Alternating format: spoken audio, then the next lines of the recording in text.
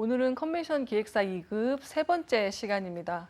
지난 시간에 우리가 컨벤션 산업의 이해 첫 번째 시간을 가졌었는데요. 오늘은 컨벤션 산업의 이해 두 번째 시간을 가져보도록 하겠습니다. 오늘은 지난 시간에 못했던 그 컨벤션 전문 기관 중에 하나인 컨벤션 뷰로가 어떤 기관인지 그리고 어떤 기능을 하는지에 대해서 공부를 해볼 거고요. 그다음에 컨벤션이 그 지역에 또는 그 사회 전체에 또는 국가에 미치는 그러한 여러 가지 파급 효과들에 대해서 여러분들과 공부해 보도록 하겠습니다. 그리고 마지막으로 컨벤션과 관련된 그러한 법규에 대해서 여러분들과 공부를 해보고 그것들과 관련된 예상 문제를 여러분들과 풀어보는 시간을 가져보도록 하겠습니다. 우선 첫 번째 컨벤션 뷰로인데요. 컨벤션 뷰로 같은 경우에는 아마도 굉장히 익숙한 단어라고 생각이 듭니다. 제가 이전에 1강과 2강 할 때에도 많이 언급이 되었던 단어이기도 하지만 여러분들이 실생활에서 생활하면서도 많이 들어봤던 단어, 용어일 거라고 생각이 듭니다. 또한 컨벤션 기획사를 준비하는 사람이라면 누구나 컨벤션 뷰로에 대해서는 알고 있어야 하는 내용이기도 하고요. 그래서 컨벤션 뷰로는 우리가 흔히 CVB라고 많이들 줄여서 얘기를 합니다. 그래서 비영리 조직이 대부분이고요. 해당 도시라던가 지역을 대표해서 방문객을 유치하고 고객 서비스를 제공하는 조직을 우리는 컨벤션 뷰로라고 얘기를 합니다. 그래서 해당 지역의 어떤 광범위한 홍보를 통해서 국제회의라든가 관광객들을 그 지역으로 유치하기도 하고 컨벤션 센터의 어떤 회의 장소를 수배한다거나 숙박 예약을 하는 것에 있어서도 지원을 해주는 업무를 하기도 하는 것이 컨벤션 뷰로입니다. 컨벤션 뷰로의 가장 큰 역할 중에 하나가 참가자 유치가 아닐까라고 생각이 됩니다. 훌륭한 어떤 행사 시설과의 어떤 접근성이라든가 다양한 관광지가 어떤 것들이 있는지 이러한 것들이 참가자를 유치하는 데 있어서는 중요한 요소로 작용할 수 있는 것들이고요. 그 외에도 어떤 지역적인 특수성을 개발한다든가 지역의 정체성을 확립함으로 인해서 경쟁 지역과의 어떤 차별화하는 것을 통해서 참가자들을 유치하고자 하는 노력을 하는 것이 바로 컨벤션 뷰로라고 할 수 있습니다. 특히나 지역 정체성 같은 경우에는 컨벤션 뷰로 또는 컨벤션 산업이라는 것 자체가 일반 관광하고는 조금 다른 형태의 여행이라고 할 수가 있겠죠. 그래서 회의라는 것이 기반이 되는 것들이기 때문에 경쟁 지역과 차별화하는 것이 쉽지는 않습니다. 다만 지역의 특수성이라든지 지역의 정체성이라는 것들을 잘 확립을 해서 그 지역에 대해서 알릴 수 있는 그 도시의 이미지를 만들어주는 역할을 하는 것이 컨벤션 뷰로가 할 수 있는 업무 영역이기도 합니다. 그렇게 함으로 인해서 여기에는 차별화된 도시입니다. 그리고 국가 이미지도 굉장히 긍정적으로 포지셔닝을 할 수 있도록 함으로써 참가자들을 설득하는 역할을 하게 된다는 것이겠죠. 그렇게 하기 위해서는 컨벤션을 개최할 수 있는 그러한 온전한 시설들을 잘 갖추고 있어야 되고 그러한 기반 시설에 대한 필요성들을 알려주는 것들 또한 컨벤션 뷰로의 역할이기도 합니다. 그래서 지역을 컨벤션 개최지로 마케팅을 하는 것들을 컨벤션 뷰로라고 얘기를 하는데요. 흔히 지역 마케팅 기구 DMO라고 얘기들을 하죠. 이러한 DMO와도 비슷한 의미를 지니고 있는 것이 컨벤션 뷰로이기도 합니다. 컨벤션 뷰로는 그 기능에 있어서도 국가별로 또는 도시별로 굉장히 다양한 기능들을 가지고 있습니다.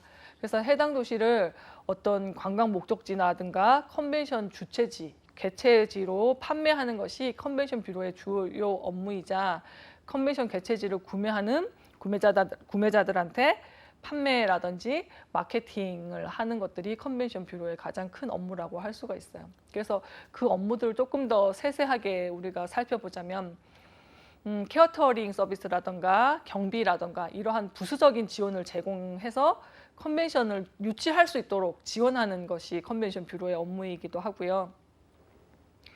회의 장소를 수배하거나 또 숙박 예약함에 있어서 협력하는 것들 또는 그러한 숙박 시설들 또는 관광지 시설들 이러한 것들에 대한 정보를 제공하는 것 또한 컨벤션 뷰로의 주요 업무라고 할 수 있습니다. 회의 관련 서비스에 관해서도 주최 측과 협의를 할 수 있는 것 또한 컨벤션 뷰로의 주요 업무라고 할 수 있고요. 회의 관련 서비스라고 한다면 회의 장소의 어떤 수배나 숙박 예약뿐만이 아니라 회의를 운영한다거나 또는 회의를 개최하는 장소를 수배한다거나 이러한 것들이 컨벤션 뷰로의 업무라고 할 수가 있겠죠. 그래서 그러한 정보들을 제공하기 위해서는 컨벤션 시설이라든지 숙박 시설이라든지 아니면 교통이라든지 그런 컨벤션을 서비스할 수 있는 그러한 기관에 대한 기초조사를 실시하고요. 그러한 기초조사를 실시한 것들에 대한 데이터베이스를 가지고 있다가 컨벤션 센터라든가 그런 기업 등을 유치하고 또 홍보 활동을 하는 데 있어서 그러한 자료들을 활용하기도 하고 정보를 제공할 때도 그렇게 조사했던 자료들을 활용하기도 합니다. 그래서 컨벤션 유치하는 것뿐만이 아니라 관광객까지도 유치하는 활동까지도 병행해서 실시하는 것이 컨벤션 뷰로의 주요 업무라고 할 수가 있겠습니다. 컨벤션 뷰로가 그러한 다양한 업무를 하는 것 또한 컨벤션 뷰로가 그 지역에서의 어떤 역할을 할 수 있느냐 하는 것들과 관련이 되어 있습니다. 앞에서 얘기했던 그러한 컨벤션 뷰로의 업무를 수행함으로 인해서 여기에 있는 관광 목적지나 컨벤션 개최지로서의 마케팅이라든지 회의 개최를 위한 서비스를 제공한다든지 도시 이미지를 창출한다든지 뭐 이러한 여러 가지 컨벤션 뷰로가 할 수 있는 역할들을 수행한다는 것입니다. 관광 목적지나 컨벤션 개최지로서의 마케팅이라고 얘기를 한다면 아마도 흔히 우리가 한국관광공사의 사례를 여러분들이 생각해 보시면 될 것 같습니다. 그래서 한국관광공사에 들어가면 뭐 웰리스 관광지 10선이라는 것들도 지정을 해서 그러한 곳들을 홍보할 수 있게 지원을 해주기도 하고, 그다음에 관광 컨벤션과 관련해서 숙박시설이 어디 있는지에 관련된 정보들을 홈페이지를 통해서도 뭐 하기도 하고, 또는 BTS나 이러한 유명한 또는 세계적으로 영향을 끼칠 수 있는 사람들을 홍보대사로 임명해서 외국에 나가서 국내뿐만이 아니라 해외에서도 한국으로 컨벤션이라는 것들을 유치할 수 있게 하기 위해서 여러 가지 홍보 활동들을 하는 것들이 컨벤션 뷰로가 해야 되는 역할이라고 할 수 있습니다. 그러한 것들이 관광 목적지나 컨벤션 개최지로서 우리한테 오면 어떤 것들이 좋습니다라고 알려주는 역할을 하는 것이 바로 관광 목적지, 컨벤션 개최지로서의 마케팅이라고 할 수가 있는 것이겠죠. 회의 개최를 위한 서비스를 제공한다는 것 또한 앞에서 얘기했던 것처럼 숙박시설의 어떤 예약을 도와준다든지 혹은 숙박시설과 관련한 정보들을 제공한다든지 또는 회의를 개최하기에 적정한 장소를 선정하는 것에 있어서 도움을 준다든지 하는 역할들을 하는 것이고요. 도시의 어떤 이미지를 창출하는 역할들도 한다는 것이겠죠.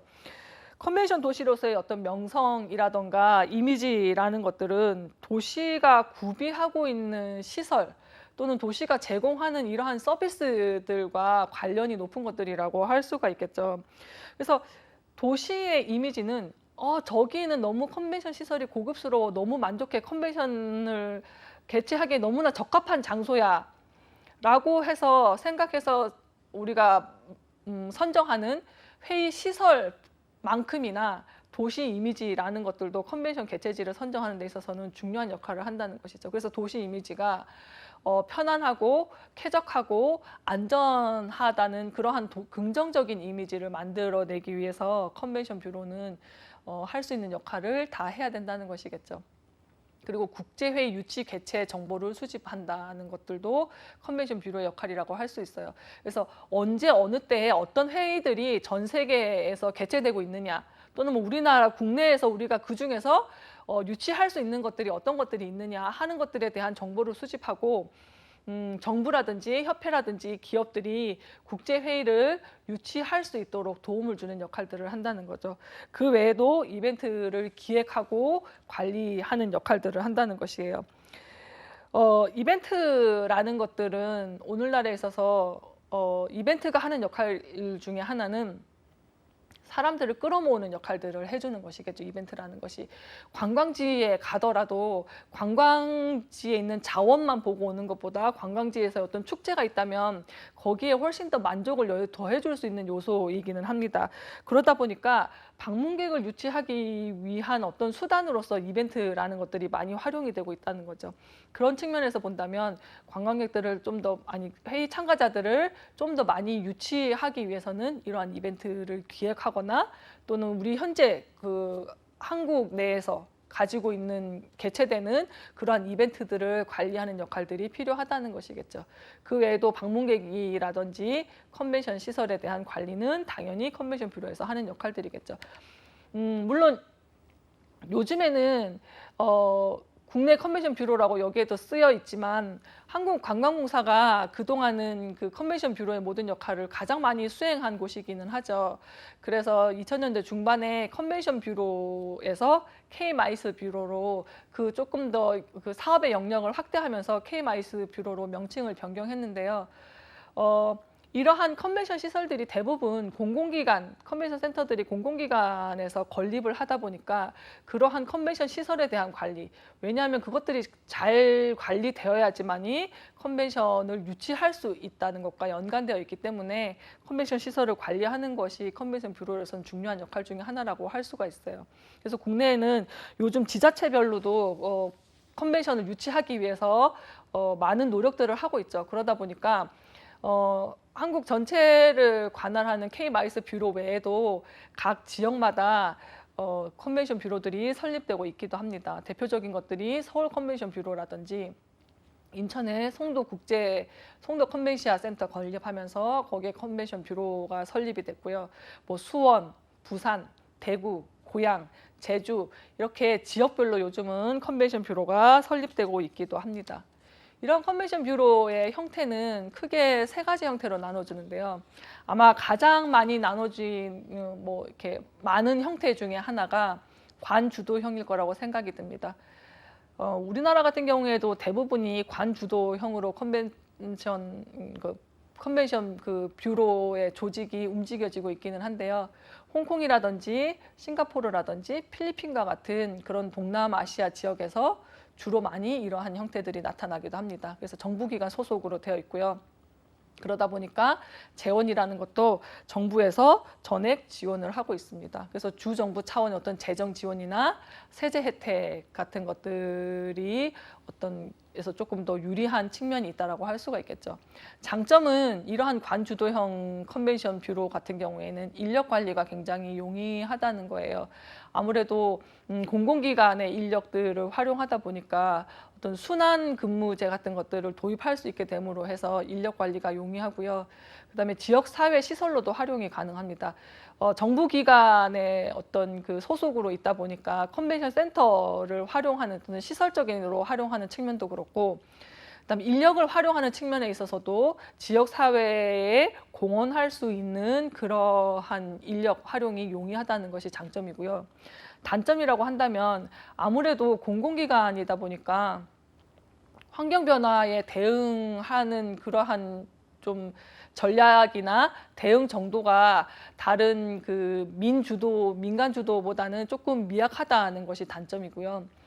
공공기관이 조금 경직된 구조의 어떤 조직 구조를 가지고 있는 경우가 많다 보니까 어떤 책임 경영 마인드가 부족하다는 거죠. 누군가 주인이 있는 것이 아니다 보니까 그러한 창의적인 책임 경영 마인드가 조금 다 그렇다는 것은 아니지만 그러한 측면이 나타날 수도 있다는 것이 하나의 단점일 수 있고요.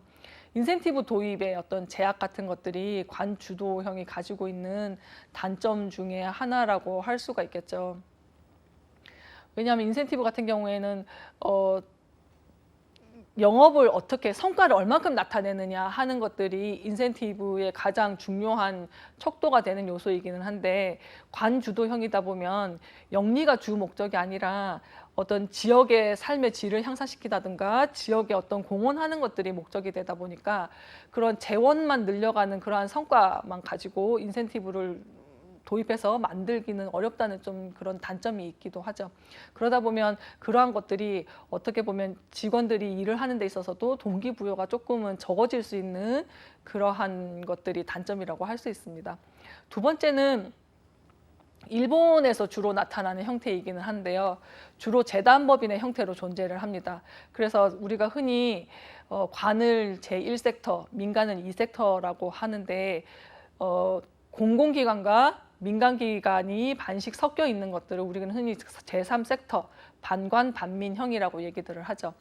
이러한 경우에는 정부가 정책 지원으로 하다 보니까 인력을 확보하는 것이 관주도형과 마찬가지로 용이하고 또 관주도형하고는 다르게 민간하고도 협력할 수 있는 기회가 있다는 것이 가장 큰 장점이라고 할 수가 있겠죠. 다만 단점이라고 한다면 사업의 연속성이라든가 운영 독립성이 한계가 있을 수 있고, 그러니까 관주도형만도 아니고 민간만도 아니다 보니까, 그러니까 민간과 또는 관에서 생겨나는 그러한 갈등이 있을 수도 있다는 것이고요. 아무래도 전문성이라는 측면에서도 조금 더 부족할 수 있다는 것이 제3섹터가 가지고 있는 단점이기도 합니다. 세 번째가 민간 주도형입니다. 주로 북미 지역의 지방자치단체에서 발견이 되고 있는데요. 대규모의 컨벤션 뷰로는 대부분 독립조직으로 가지고 있어요. 그렇지만 자치단체나 상공회의소의 하부기관으로 있는 곳도 있는데요. 민간주도형은 우리나라 같은 경우에도 거의 민간주도형은 나타나고 있지 않고요. 북미 지역에서 가장 많이, 아무래도 북미 지역에 좀 많은 이유 중에 하나는 그 컨벤션 산업이 발전하는 과정에서 컨벤션이 가지고 올 수 있는 수익 구조나 그러한 이익적인 측면을 기업에서 먼저 인식을 하고 접근한 곳이 미국 쪽이다 보니까 아무래도 그러한 컨벤션 뷰로들이 민간에서 먼저 생겨났기도 하고, 그러다 보니까 일본이나 다른 유럽이나 이런 여러 지역들보다는 북미 지역의 민간 주도형이 조금 많다는 것입니다. 그래서 뭐 좀 전에 앞에서도 얘기를 했는데요. 우리나라 같은 경우에는 대부분이 뭐 관주도형으로 이루어지고 있는 곳이기도 하죠. 컨벤션 관련 주요 국제기구입니다.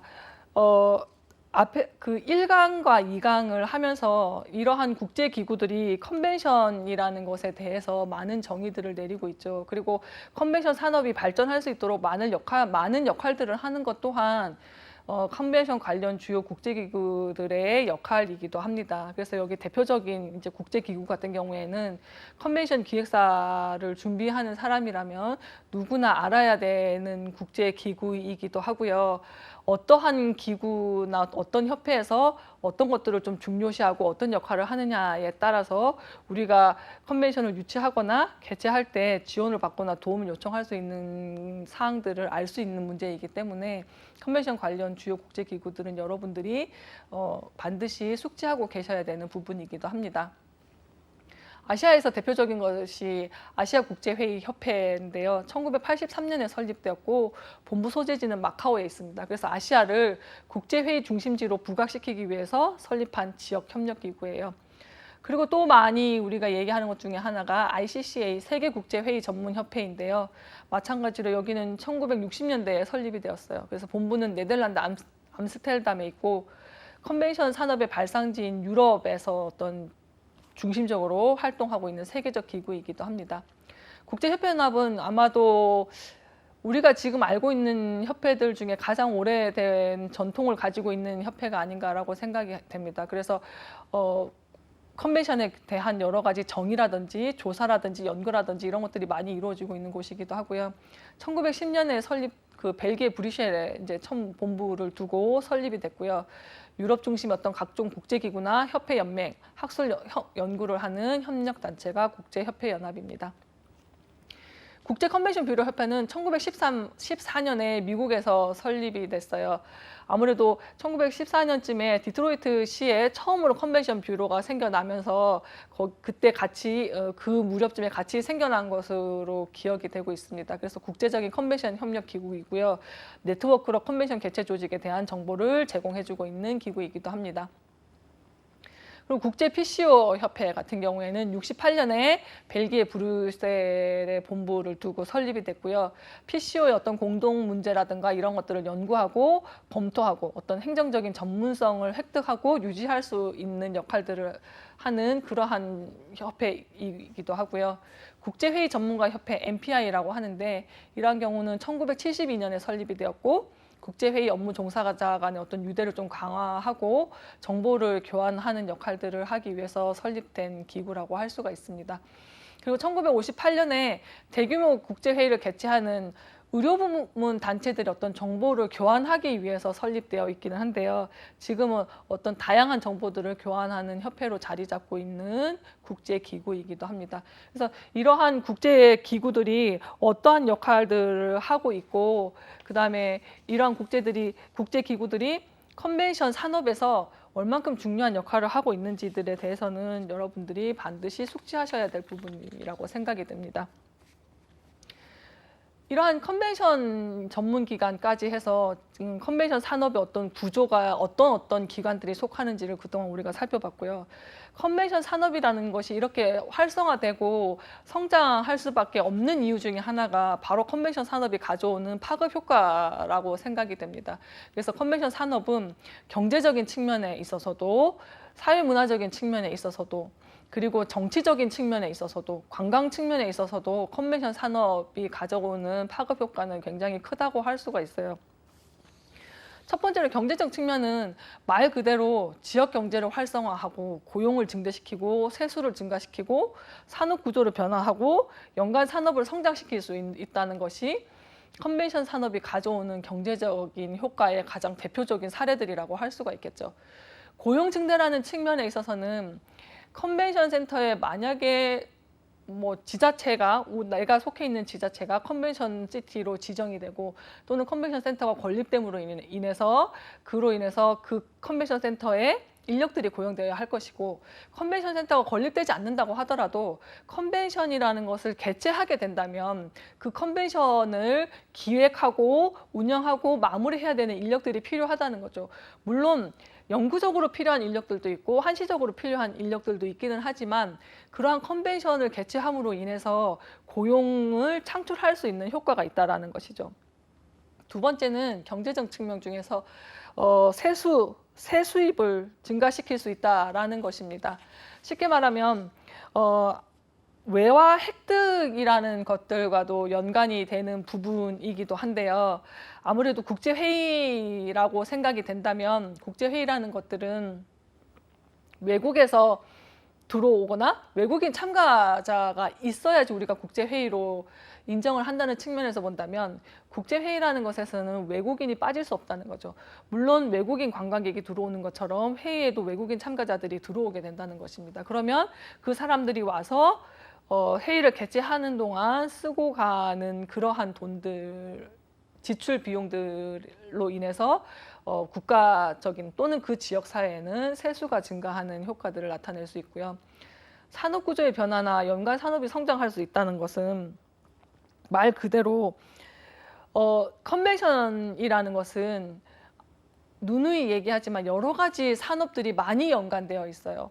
우선 컨벤션을 개최한다고 생각을 한다면 컨벤션을 개최할 수 있는 회의 시설이 우선 경제적인 효과를 가져올 것이고, 두 번째는 그 주변 지역의 음식점들, 그 다음에 숙박을 해야 되니까 호텔 산업들, 그리고 회의장까지 왔다 갔다 해야 되는 교통수단들, 그리고 회의장에 음료를 제공해야 되는 식음료를 제공해야 되는 외식 산업들, 그리고 출판 인쇄하는 그러한 제조업들까지도 또는 시청각 장비라든지 그러한 IT 산업들까지도 컨벤션 산업들과 연관이 되어 있어요. 그래서 이러한 컨벤션이라는 것이 굉장히 성장하고 좋은 성과를 가지고 온다면 그로 인해서 주변에 긍정적인 경제적 효과를 파급할 수가 있다는 것이죠. 컨벤션 하나 개최함으로 인해서 정말 다양한 산업들의 어떤 수익이 창출된다는 측면에 있어서는 컨벤션 산업이라는 것을 또는 컨벤션이라는 것들을 왜 유치해야 되는가 하는 것들을 단면적으로 보여주는 부분이라고 할 수가 있습니다. 두 번째는 사회문화적인 측면인데요. 어떻게 보면 굉장히 언뜻 지금 여기에 써 있는 용어들만 보면 저거를 효과라고 할 수 있을까라고 생각할 수도 있겠죠. 그런데 관련 분야를 국제화시키고 질적으로 향상시킬 수 있고 자부심을 향상시키고 의식 수준을 향상시키고 그다음에 개최지의 지위를 향상시키고 환경을 개선할 수 있다라는 측면은 이것으로 인해서 다음 개최지로 선정하는 데 있어서도 굉장히 긍정적인 어떤 그 성과를 나타낼 수 있는 부분들이라는 측면이라는 거죠. 사회문화적인 측면은. 물론 컨벤션 개최를 많이 하면 할수록 그거에 대한 경험이 늘다 보니까 질적으로 향상이 되는 것은 당연할 것이고요. 그리고 그러한 관련 분야가 질적으로 향상된다는 것은 여러 가지 산업들이 같이 연관되어 있기도 하고, 컨벤션을 개최하기 위해서 주변 인프라라든지 이러한 환경들을 개선하게 되다 보니까 모든 측면에서 여러 가지 관련 분야들의 질적인 향상이 나타난다는 것이고요. 국제회의를 개최함으로 인해서 대한민국 또는 그 개최되는 개최지를 알릴 수 있다는 측면에서는 국제화라는 것들이 굉장히 크게 와닿는 부분이기는 합니다. 그러한 국제화를 통해서 결국은 우리 지역이 많이 알려지고 국제화됨으로 인해서 다음번 개최할 때에도 그것이 홍보할 수 있는 효과를 나타내는 것이거든요. 아셈 회의를 개최해야 되는데, 예를 들면 한 번도 개최를 안 했던 지역과 아셈 회의를 성공적으로 개최했던 지역이 있다면 당연히 우선적으로 고려되는 것은 여기는 한번 성공적으로 개최했으니까 믿을 만한 곳이야 라는 신뢰를 줄 수 있다는 점에서 차후에 어떤 다른 국제회의를 유치하려고 할 때에도 굉장히 긍정적인 효과를 가지고 올 수 있다는 것이죠. 정치적인 측면에 있어서는 컨벤션이라는 것 자체가 어떤 국가 간의 상호 이해나 국제관계를 증진시킬 수 있는 그러한 목적을 가지고 있는 부분들이 있기 때문에 그러한 것들이 컨벤션이 가지고 있는 공공성이라고 할 수가 있겠죠. 그러한 컨벤션이 가지고 있는 공공성 때문에 국가 간의 상호 이해가 증진될 수도 있고 국제관계가 개선될 수도 있고 그러한 인류의 공동 발전과 복리 증진을 가져올 수도 있다는 것이겠죠. 컨벤션 산업이 가지고 오는 파급 효과들 중에 가장 큰 것 중에 하나가 바로 이 관광 측면이 아닌가라고 생각이 듭니다. 물론 경제적인 측면도 컨벤션 산업을 개최함으로 인해서 우리가 많이 도움을 받을 수 있는 그런 측면이기도 하지만 관광적인 측면에서도 본다면 컨벤션 산업은 긍정적인 효과를 줄 수 있다는 것이겠죠. 컨벤션은 관광 비수기 타겟책의 일환이 될 수 있습니다. 예를 들면 관광이라는 것은 날씨가 안 좋거나 또는 지금 코로나19와 같은 이러한 상황이 벌어진다거나 하는 위험 요소가 발생하게 되면 관광이라는 것은 제일 먼저 취소할 수 있는 부분이 되겠죠. 내가 어디 유럽으로 여행을 가려고 했는데 유럽에 요즘 전염병이 돌고 있대 하면 관광이라는 것은 가지 않겠죠. 그런데 물론 국제회의라는 것들도 취소되는 경우들도 발생하기는 합니다. 그렇지만 국제회의 같은 경우에는 뚜렷한 목적을 가지고 가는 것이기 때문에 관광보다는 그러한 위험한 거나 위기 상황이 발생했을 때 취소의 확률이 훨씬 적다는 거죠. 그리고 참가해야 되는 시기가 정해져 있기 때문에 관광하기 좋은 그러한 계절이나 그러한 시기가 아닌 다른 시기 같은 경우에도 국제회의는 개최될 수 있다는 것이죠. 제가 국제회의에 참가한 경험이 굉장히 많기는 한데요. 대부분 특히 동남아 지역 같은 경우에는 국제회의를 개최하는 시기가 6월에서 8월에 개최되는 경우가 굉장히 많아요. 왜냐하면 그 시기가 우기라서 비가 굉장히 많이 오거든요.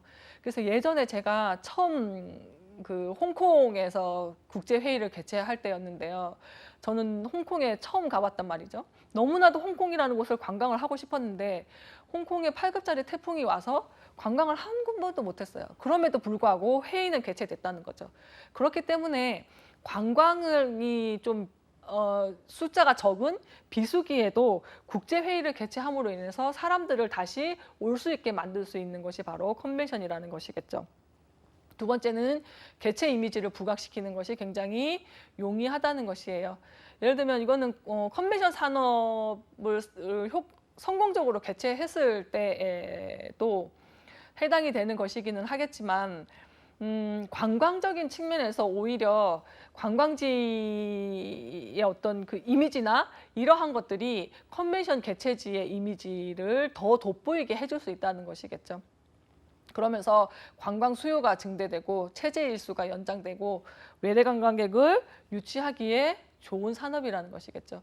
관광 수요를 증대시킨다는 것은 좀 전에도 제가 얘기를 했지만 일반 관광객들하고 컨벤션 참가자들은 다른 형태의 어떤 유형의 또는 형태의 활동들을 한다는 거죠. 물론 일반 관광객들도 관광 자원들을 보고 즐기고 하겠지만 컨벤션에 참가하는 사람들은 컨벤션 회의에도 참가를 하지만 다른 관광에도 참여를 한단 말이죠. 그리고 관광 비수기에도 오게 되다 보니까 아무래도 관광 비수기 동안 우리가 그 손실이 나갈 수밖에 없는 그러한 부분들을 채워준다는 그러한 그 컨벤션으로 인해서 수요를 채워준다는 역할을 한다는 것도 있고요. 컨벤션 같은 경우는 대개 3일에서 한 5일 정도의 그 개최가 되는 경우들이 가장 많기는 한데 대부분 컨벤션이 끝나고 나면 그 조금 더 그 자리에서 관광을 하고 나서 가는 사람들도 굉장히 많다라는 거죠. 그런 측면에서는 체제 일수도 연장하기도 하고 일반 관광객들의 어떤 그 관광 평균 그 체제 일수가 이틀에서 3일이라면 컨벤션 산업 같은 경우 컨벤션 그 관광객 같은 경우에는 체제 일수가 3일에서 5일 정도로 평균이 조금 더 높다고 나타나 있기도 합니다. 아무래도 체제 일수를 연장하는 것이 좋은 측면 중에 하나는 많이 머무르게 되면 그만큼 소비라는 것들도 많이 증가하게 된다는 측면이겠죠. 그렇게 되면 세수도 더 증가할 것이고 아까 앞에서 얘기했던 경제적인 측면에 있어서도 더 많은 긍정적인 효과를 가져올 수 있다는 것이겠죠. 그 외에도 외래 관광객을 컨벤션을 통해서 유치할 수 있다는 것이겠죠. 예를 들면 뭐 드문 경우이기는 하지만 컨벤션이라는 것을 통해서 그 도시를 알게 되고 다음번에 그 도시에 컨벤션이 아닌 일반 관광을 가는 경우도 발생하기도 하고요.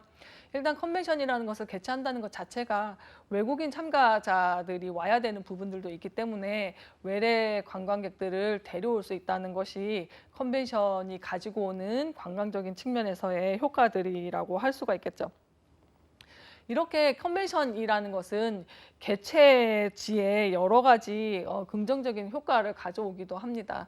그러다 보니까 이러한 효과들이 일반 관광이나 다른 산업에서보다 가지고 오는 긍정적인 파급 효과들이 훨씬 크다 보니까 아무래도 컨벤션 산업이라는 것이 굉장히 고부가가치를 창출하는 산업이라고 인식이 되고 있고 그러다 보니까 컨벤션 산업이라는 것들이 지자체에서도 유치하려고 노력들을 더 많이 하게 되고 그러다 보니까 컨벤션 산업이라는 것들이 조금 더 많이 성장하게 되는 것 같습니다. 그 외에도 뭐 주최 측에 있어서도 개최지뿐만이 아니라 주최 측에 있어서도 컨벤션 산업이라는 것들은 그러한 참가자 측면에서도 파급 효과들을 가지고 갈 수가 있겠죠. 왜냐하면 컨벤션을 통해서 협회들은 더 많은 네트워킹을 쌓을 수 있다는 것들이 아마 주최자가 가지고 오는 그 컨벤션의 긍정적인 효과가 아닐까라고 생각이 듭니다. 지금까지 뭐 컨벤션 산업의 어떤 파급 효과라든지 컨벤션의 어떤 전문기관이라든지 또는 컨벤션 뷰로가 어떤 역할을 하는지에 대해서 살펴봤는데요. 우리나라 같은 경우에는 국제회의 산업 육성에 관한 법률이 제정되어 있습니다. 그래서 국제회의와 관련된 법을 제정해놓고 거기에서 어떤 용어들을 지정하기도 하고 이 법에 근거해서 국제회의 도시를 지정해 놓기도 합니다. 아까 앞에서 뭐 서울이라든지 부산, 뭐 제주, 평창, 고양 같은 곳들이 국제회의 도시로 지정이 되어 있는데요. 국제회의 도시를 지정하는 주체 같은 경우에는 문화체육부, 체육관광부 장관이 국제회의 도시를 지정하기도 합니다. 그래서 그 지정 기준은 뭐 지정 대상 도시에 국제회의 시설이 있고 해당 시에서 이를 활용한 국제회의 산업 육성에 관한 계획을 수립하고 있어야 되고 또 뭐 지정 대상 도시의 숙박시설이라든가 교통시설이라든가 교통안내 체계 등 국제회의 참가자를 위한 편의시설이 갖춰져 있어야 된다는 것입니다. 그리고 지정 대상 도시라든지 그 주변에 풍부한 관광 자원이 있을 것 이러한 것들이 국제회의 도시의 지정 기준입니다. 그래서 이러한 기준들을 잘 충족하고 나면 국제회의 도시로 지정해달라고 신청을 할 수가 있는 것이겠죠. 그래서 국제회의 산업 육성에 관한 법률상 국제회의는 세미나와 전시회와 토론회를 얘기를 하고 있습니다. 컨벤션 기획사 시험을 볼 때에도 이 국제회의 산업 육성에 관한 법규, 이러한 컨벤션 관련 법규에 대한 문제들이 나오고 있기는 합니다. 그런 부분에서 조금 주요한 법조문들을 살펴볼 필요가 있을 것 같습니다. 국제회의 산업 육성에 관한 법률을 제정하는 목적은 국제회의 유치를 촉진하기 위함이겠죠. 그래서 원활하게 개최가 돼야 될 것이고 결국은 이러한 국제회의 사업을 육성시키고 진흥시킴으로 인해서 그러한 발전이 국민 경제에 또는 국민들의 삶의 질에 조금 이바지할 수 있게 하기 위해서 국제회의 산업을 육성하고자 하는 것이겠죠. 그래서 국제회의 산업 육성에서 이러한과 관련한 법에서 사용하는 용어들도 여러분들이 숙지하셔야 될 필요가 있을 것 같습니다. 국제회의 산업 육성에 관한 법률에서 얘기하는 국제회의라는 것은 상당수의 외국인이 참가하는 회의입니다. 앞서서 얘기했던 세미나, 토론회, 전시회 등을 포함하는 것이겠죠. 그래서 그러한 것으로서 대통령령이 정하는 종류와 규모에 해당되는 것입니다. 우리나라 같은 경우에는 5개국 참가국 이상, 그 다음에 300명의 참가자 수 이상, 그리고 3일 이상의 회의를 국제회의라고 정의하고 있죠. 국제회의 산업이란 국제회의 유치와 개최에 필요한 국제회의 시설, 서비스 등과 관련된 산업을 말한다. 그다음에 국제회의 시설이란 국제회의 개최에 필요한 회의시설, 전시시설이나 이와 관련된 부대시설 등으로서 대통령령으로 정하는 종류와 규모에 해당하는 것을 말한다. 그래서 여기에서 국제회의 산업이랑 국제회의 시설이 어떠한 것인가에 대해서도 법으로 정의를 하고 있습니다. 국제회의 도시란 국제회의 산업의 육성이나 진흥을 위해서 제14조에 따라서 지정된 특별시, 광역시 또는 시를 말한다. 제14조는 국제회의 지정에 관련된 법조항이겠죠. 국제회의 전담 조직이란 국제회의 산업의 진흥을 위해서 각종 사업을 수행하는 조직을 말한다라고 되어 있습니다.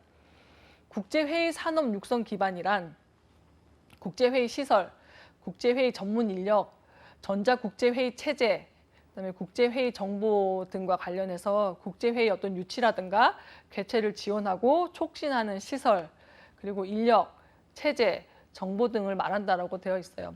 여기에서처럼 국제회의 도시, 국제회의 전담 조직, 국제회의 산업 육성 기반, 또 여기 있는 국제회의 복합 지구, 그러니까 국제회의 시설이나 국제회의 집적 시설이 집적되어 있는 지역으로 제15조 2에 따라서 지정된 지역을 말한다라고 했는데 국제회의 복합지구도 발음이 안 되네요. 국제회의 복합지구도 지정할 수 있다는 것이겠죠.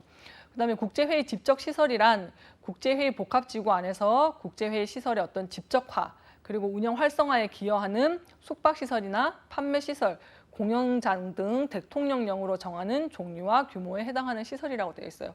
여기에서 법에서 국제회의란 무엇인가, 국제회의 도시란 무엇인가, 국제회의 전담 조직, 국제회의 복합지구 이러한 것들을 정의하고 있다라는 얘기는 국제회의 산업을 육성함에 있어서 이러한 도시 지정도 필요하고 전담 조직도 육성해야 될 필요가 있고 복합지구나 집적시설이라는 것들도 필요하다라는 것들을 알려주고 있는 내용이기도 합니다. 특히나 국제회의 집적시설 같은 경우에는 국제회의 시설들이 집적되어 있으면 그로 인해서 운영을 하는 데 있어서 시너지 효과들을 발생하는 것이 상당히 많게 되는 것이겠죠. 그래서 법에서 이런 용어를 정의하고 있다는 것은 이러한 내용들에 대해서 앞으로 육성을 할 것이고 육성할 필요가 있다라는 것들을 내포하고 있는 의미라고도 할 수 있겠습니다. 그 외에 우리가 조금 기억해야 될 법 조문 중에 하나가 국제회의 산업 육성에 관한 법률 주요 그 중에 제6조 국제회의 사업 육성 기본 계획의 수립에 관련된 것입니다. 그래서 이 조항 같은 경우에는 국제회의 도시로 지정받을 때 반드시 필요한 조항이기는 합니다. 왜냐하면 그 지정 기준에 아까 앞에서도 보셨듯이 이러한 그 육성에 대한 그 국제회의 사업 육성에 대한 계획을 수립하고 있어야지만이 국제회의 도시로 지정될 수 있는 자격 조건을 갖출 수 있기 때문에 이러한 법 조문들은 조금 유의해서 살펴볼 필요가 있다는 것이겠죠. 문화체육관광부 장관은 국제회의 산업의 육성이나 진흥을 위해서 다음 각 호의 사항이 포함되는 국제회의 산업 육성 기본 계획을 5년마다 수립, 시행하여야 한다라고 되어 있습니다. 그 말은 국제회의 산업이라는 것을 육성하기 위해서는 어떠한 것에 대한 계획을 세워야 하는 것들을 여기에서 말해주고 있는 것이라고 할 수가 있습니다. 첫 번째가 국제회의의 유치와 촉진에 관한 사항, 그리고 국제회의의 어떤 원활한 개최에 관한 사항, 국제회의에 필요한 인력 양성에 관한 사항, 국제회의 시설의 설치와 확충에 관한 사항, 그리고 국제회의 시설의 어떤 감염병 등에 대한 안전이나 위생이나 방역 관리에 관한 사항, 그 밖에 국제회의 산업의 육성, 진흥에 관한 중요 사항들에 대한 것들이 기본 계획을 수립할 때 포함되어야 하는 내용들이겠죠. 그리고 또한 이러한 여기에 있는 내용들이 결국은 국제회의 산업을 육성하는 데 있어서 필요한 요소들이라는 것들을 여기에서는 시사해주고 있는 내용이기도 합니다. 당연히 원활한 개최를 하기 위해서는 어떤 인력들이 필요하고 이러한 인력들이 필요한데 그 인력들을 어떻게 공급할 것인가 하는 것들은 당연히 인력 양성에 관한 계획이 수립되어야지만이 실행이 될 수 있는 부분들이기 때문에 이러한 6가지 조항들은 서로 상호 유기적으로 연관이 되어서 계획을 수립하고 시행할 수 있어야 된다는 것이겠죠. 두 번째 항은 문화체육관광부 장관은 기본 계획에 따라서 연도별 국제회의 산업 육성 시행 계획을 수립하고 시행해야 된다 그랬어요. 5년마다 한 번씩 중장기 계획을 수립을 하고 그러한 중장기 계획을 잘 달성하기 위해서 매년 어떻게 해야 되느냐 하는 것들을 수립하고 시행해야 된다는 것이겠죠. 문화체육관광부 장관은 기본 계획이나 시행 계획의 효율적인 달성을 위해서 관계 중앙행정기관의 장이라든지 지방자치단체의 장, 그리고 국제회의 산업 육성과 관련된 기관의 장한테 필요한 자료나 정보를 제공해주고 의견의 제출 등을 요청할 수 있다는 것이겠죠. 바로 이 부분들은 정부와 또는 컨벤션 관련 단체들 또는 컨벤션 뷰로, 컨벤션 유치에 도움을 주는 이러한 여러 기관들이 상호 협조해 나가야지만이 국제회의 산업이 발전할 수 있다는 것들을 얘기하고 있는 것이겠죠. 그 외에도 기본 계획 시행 계획의 수립이나 추진 실적 평가의 방법 또는 내용에 대한 필요한 사항은 대통령령으로 정한다고 해서 국제회의 사업 육성 그 기본 계획 수립에 대한 내용들을 법으로 정하고 있기도 합니다. 다음 두 번째 우리가 좀 집중적으로 봐야 될 부분들이 제13조이기도 합니다. 국제회의 정보의 유통 촉진과 관련된 법 조문인데요. 정부는 국제회의의 그 정보의 원활한 공급이나 활용 그리고 유통을 촉진하기 위해서 필요한 시책을 강구하여야 한다는 것이겠죠. 법이라는 것은 의무와 책임을 표현하고 있는 것이기도 합니다. 결국은 국제회의라는 것, 산업을 육성시키기 위해서는 그런 공공기관뿐만이 아니라 정부도 그러한 것에 동참해야 된다는 얘기겠죠. 문화체육관광부 장관은 국제회의 정보의 공급이나 활용, 유통을 촉진하기 위해서 사업 시행기관이 추진하는 다음 각 호의 사업을 지원할 수 있다고 얘기를 하고 있습니다. 국제회의 정보 및 통계의 수집 분석, 국제회의 정보의 가공 및 유통, 국제회의 정보망의 구축 및 운영, 그 밖에 국제회의 정보의 유통 촉진을 위해서 필요한 사업으로 문화체육관광부령으로 정하는 사업들을 지원할 수 있다는 것이겠죠. 결국은 국제회의 정보나 통계를 수집하고 분석하는 역할들을 한국관광공사에서도 하고 있어요. 그래서 민이든 관이든 이러한 역할들을 다 수행을 해야 되는 것이고 정부는 국제회의 산업을 육성시키기 위해서 이러한 것들에 대해서 지원을 해야 된다는 것이겠죠. 결국은 컨벤션 뷰로가 해야 되는 역할, 그리고 법이 정하는 어떤 역할, 또는 법이 정하는 그러한 범주 이러한 것들이 상호 유기적으로 연결이 되어서 실행이 되어야 하는 부분이겠죠. 다음은 제14조 국제회의 도시의 지정에 관한 법조문입니다. 앞에서 잠깐 얘기를 했었는데요. 문화체육관광부 장관은 대통령령으로 정하는 국제회의 도시 지정 기준에 맞는 특별시, 광역시나 시를 국제회의 도시로 지정할 수 있다라고 되어 있습니다. 그래서 문화체육관광부 장관은 국제회의 도시를 지정하는 경우에 지역 간의 균형적 발전을 고려하여야 한다는 것이고 문화체육관광부 장관은 국제회의 도시가 제1항에 따른 지정 기준에 맞지 아니하게 된 경우에는 그 지정을 취소할 수 있다라고 규정을 하고 있습니다. 그래서 국제회의 도시로 지정을 하고 그 도시가 지속적으로 국제회의를 유치하고 발전해 나갈 수 있도록 관리를 해야 된다는 내용들이겠죠. 그리고 이러한 법 조문을 통해서 시행령에서 국제회의 도시를 신청할 때, 지정할 때 어떻게 해야 되는지 또는 신청할 때 어떻게 해야 되는지의 내용들이 나타나게 되는 것이겠죠. 그래서 법 조문들이 뭐 이 외에도 많기는 하지만 주요한 법 조문을 살펴봤고요. 이번에는 그러한 법 조문을 조금 시행할 수 있는 시행령이라고 할 수가 있습니다. 대부분 법률이 정해지고 나면 그것들을 그 법에서 얘기하지 못하고 있는 것들을 조금 자세하게 시행령으로 규정을 짓고 있기도 하고, 거기에서 조금 더 세부적으로 할 수 있는 내용들을 시행 규칙까지도 정해놓고 있기도 하죠. 마찬가지로 국제회의 산업 육성에 관한 법률도 시행령과 시행 규칙을 가지고 있습니다. 그래서 국제회의 종류나 규모에 대해서 시행령에서 조금 더 자세하게 정의를 내리고 있는 것이기도 합니다. 그래서 제2조를 살펴보면 국제회의 산업 육성에 관한 법률 제2조 제1호에 따른 국제회의는 다음 각 호의 어느 하나 중에 해당하는 회의를 말한다라고 되어 있습니다.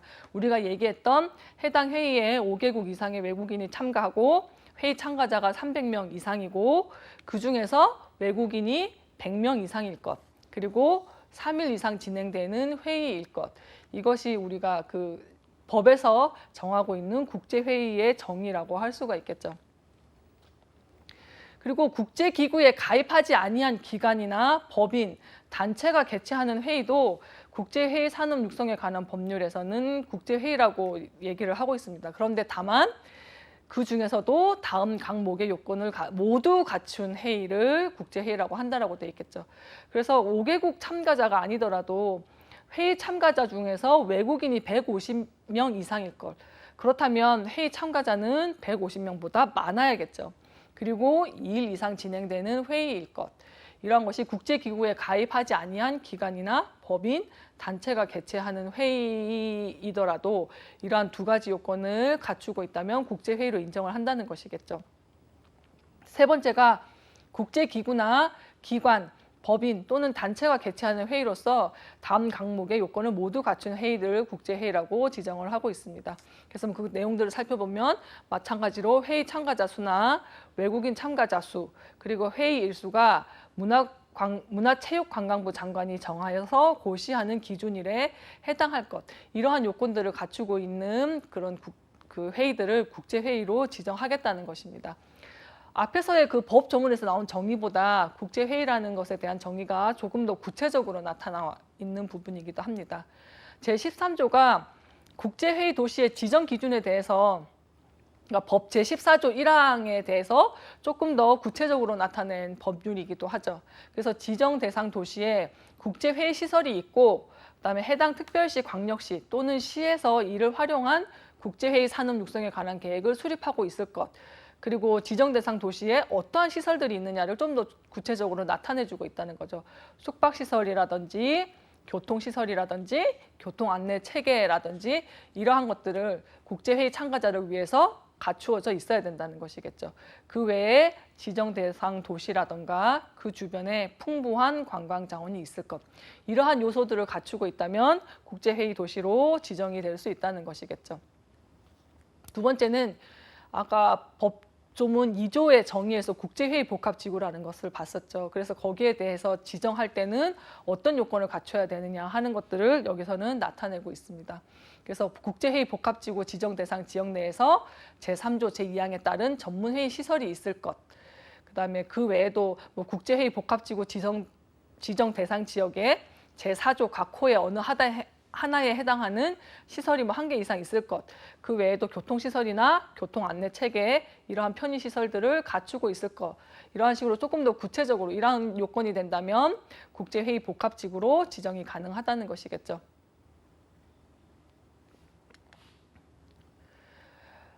마지막이 이러한 시행령을 조금 더 구체적으로 나타낸 것 중에 하나가 시행규칙입니다. 그래서 시행 규칙 중에 우리가 조금 주의 깊게 봐야 될 항목이 제2조 국제회의 유치와 개최 지원 신청에 관한 법입니다. 국제회의 산업 육성에 관한 법률 제7조 제2항에 따라서 국제회의 유치, 개최에 관한 지원을 받으려는 자는 여기 별지 제1호 서식에 국제회의 지원 신청서에 다음 각 호의 서류를 첨부해서 법 제5조 제1항에 따른 국제회의 전담 조직의 장에게 제출하여야 한다라고 되어 있습니다. 그래서 필요한 서류가 국제회의 유치 개최 계획서 한 부, 국제회의 어떤 명칭이라든가 목적이라든가 기간, 장소가 모두 나타나야 되겠죠. 그리고 국제회의 유치 개최 실적에 관한 서류, 지원을 받으려는 세부 내용을 적은 서류, 이러한 서류들을 갖추어서 국제회의를 유치하고 개최하는데 지원해 주세요 하고 신청을 할 수 있다는 것입니다. 그 외에도 국제회의 도시를 국제회의 도시의 어떤 지정 신청을 위해서도 이러한 4가지의 어떤 항목들이 필요하다는 것이겠죠. 국제회의 산업 육성에 관한 계획이 있어야 되고, 편의시설 현황이나 확충 계획이 있어야 되고, 앞에서 계획을 수립하라고 그러는데 그 계획 수립의 내용이 이런 4가지 내용이 되어야 된다는 것이겠죠. 관광 자원의 현황이나 개발 계획, 그다음에 국제회의 유치나 개최 실적, 그리고 거기에 대한 계획이 갖추어져 있어야지만이 국제회의 도시 지정을 신청할 수 있다는 것이겠죠. 지금까지 법조문까지 알아봤고요. 그러면서 예상 문제를 좀 더 풀어본다면 다음 중에 컨벤션 뷰로의 역할이 아닌 것은 하고 컨벤션 뷰로의 역할에 대해서 문제가 출제되었습니다. 첫 번째가 지역사회 마케팅, 두 번째가 국제회의 유치 개최 정보 수집, 세 번째가 도시 이미지 창출, 네 번째가 국제회의 기획 운영입니다. 답은 국제회의 기획 운영이죠. 국제회의를 기획하고 운영하는 것은 PCO의 역할이지 CVB의 역할은 아니라는 것이겠죠. 앞에서 얘기했던 지역사회 마케팅이나 도시 이미지 창출, 국제회의 유치나 개최 정보를 수집하는 것은 컨벤션 뷰로의 역할이고요. 그 외에도 관광 목적지라든가 컨벤션 개최지로서의 마케팅을 한다든가 이벤트를 기획하고 관리하는 것, 그리고 방문객이나 컨벤션 시설을 관리하는 것이 CVB의 역할이라고 할 수가 있겠죠. 두 번째는 국제기구와 관련된 문제입니다. 다음 중 컨벤션이나 기타 회의와 관련된 기구가 아닌 것은 이라고 되어 있는데요. PCMA, IAPCO, FTA, MPI. 이게 기출문제인데요. 어떻게 보면 굉장히 쉬운 문제이고 어떻게 보면 헷갈릴 수 있는 문제이기도 합니다. 답은 FTA라고 할 수가 있겠죠. FTA는 프리 트레이드 어그리먼트라고 해서 자유무역 협정이죠. 나머지 PCMA나 IAPCO, MPI 같은 경우에는 국제회의와 관련된 기구라고 할 수 있죠. IAPCO 같은 경우에는 국제 PCO 협회라고 해서 PCO의 어떤 공동 문제라든가 연구를 검토하는 협회이기도 하고요. PCMA 같은 경우에는 컨벤션 전문가 협회라고 우리가 얘기를 하고 있죠. MPI 같은 경우에도 1972년에 미국에 설립된 협회로서 회의 기획사 교육이라든가 정보 교류를 목적으로 하는 해서 설립된 협의체가 MPI라고 할 수가 있습니다. 세 번째는 국제회의 개최 효과에 대한 내용인데요. 국제회의 개최 효과를 경제적, 사회문화적, 정치적, 관광적 측면으로 구분할 때 다음 중에서 관광적 측면의 효과로 거리가 먼 것은 이라고 되어 있습니다. 첫 번째가 비수기 타겟책, 두 번째가 체제 이수 연장, 도시 환경의 개선, 외래 관광객 대규모 유치라고 되어 있는데요. 여기 있는 4가지 효과들은 국제회의를 개최함으로 인해서 가져올 수 있는 효과들이라고 할 수가 있겠죠. 그런데 그 중에서도 조금 구분을 짓자면 관광적인 측면에서의 효과라고 한다면 3번은 해당이 안 되는 것이겠죠. 도시 환경의 개선은 우리가 앞에서 봤을 때 사회문화적인 측면에서 발생할 수 있는 파급 효과라고 할 수가 있습니다. 컨벤션의 파급 효과는 경제적인 측면, 정치적인 측면, 사회문화적인 측면, 관광적인 측면으로 앞에서 여러 가지를 봤었고요. 굉장히 다양한 파급 효과들을 가지고 온다고 앞에서 설명을 드렸었죠. 국제회의 산업 육성에 관한 법령에서 정의하고 있는 국제회의 중에서 국제기구에 가입하지 아니한 기관, 법인 또는 단체가 개최하는 회의의 기준은 이라고 질문이 나왔습니다. 좀 전에 제가 그 시행령에서 여러분들한테 설명을 드렸었죠. 회의 참가자 중에서 외국인 150명 이상, 회의 기간 2일 이상, 또는 회의 참가자 중에서 외국인 150명 이상, 회의 기간 3일 이상. 앞에서 얘기했던 것들은 회의 참가자 중에서 외국인 150명 이상이고 회의 기간이 2일 이상 되는 회의가 국제회의라고 얘기를 했었죠. 그런데 만약에 국제기구에 가입한 기관이라면 5개국 이상 참가 개국이 있어야 되고 300명 이상의 관광객이 있어야 되고 그중에 외국인이 40%이면서 3일 이상 개최되는 회의가 국제회의라고 할 수가 있겠죠.